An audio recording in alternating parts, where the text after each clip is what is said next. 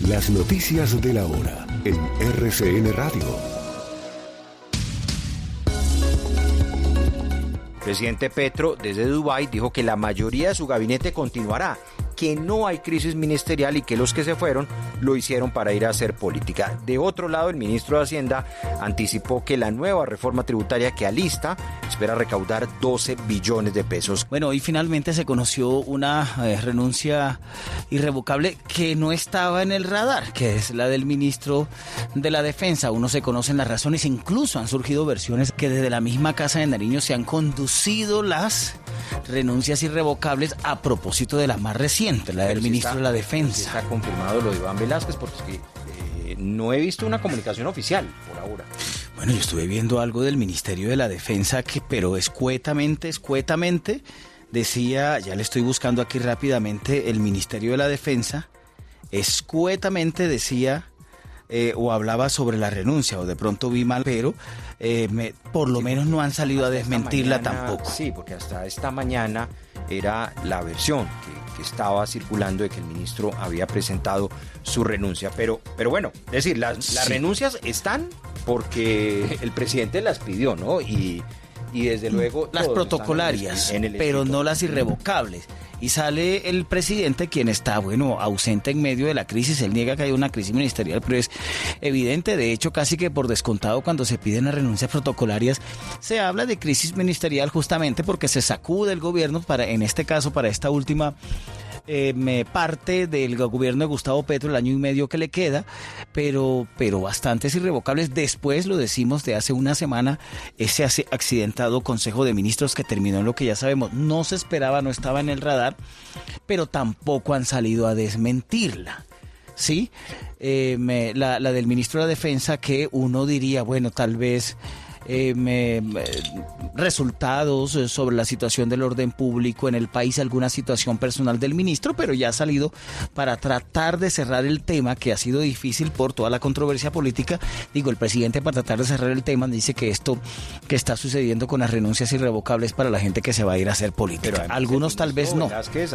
Recuerde, fue de los que participó, alzó la voz en el Consejo de Ministros diciendo que no habían podido ingresar al plateado por una falta de coordinación. Tal vez pensando en que ya no estaban en transmisión nacional, pero sí estaban transmitiendo todo el Consejo de Ministros, como lo hizo la propia ministra de Justicia, también pensando que no había transmisión del Consejo de Ministros, diciéndole al presidente o cuestionando la política de paz total, que había que replantearla porque no estaba dando resultados, y a eso se le sumó el ministro de la Defensa diciendo que lo del plateado no estaba funcionando por palabras más, palabras menos, descoordinación y desorden entre el propio gobierno para poder llegar con el Estado, junto como estaba tratando de llegar la fuerza pública. Los temas judiciales también están a la orden del día.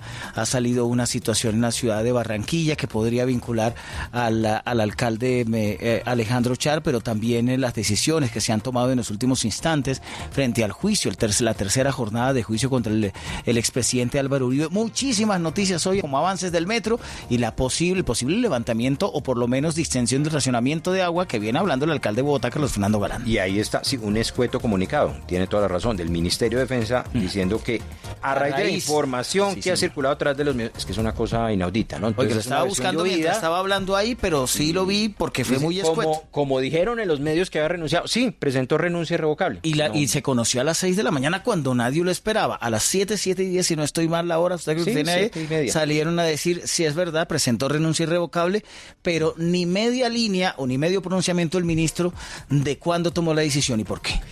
A propósito de temas de corrupción, sigue rajada Colombia en los índices internacionales. No le fue bien a Colombia en el índice de percepción de la corrupción, que es uno de los índices o el principal que mide la corrupción en el mundo. En el 2024 salió este informe este año y Colombia retrocedió 5 puestos con respecto al año 2023.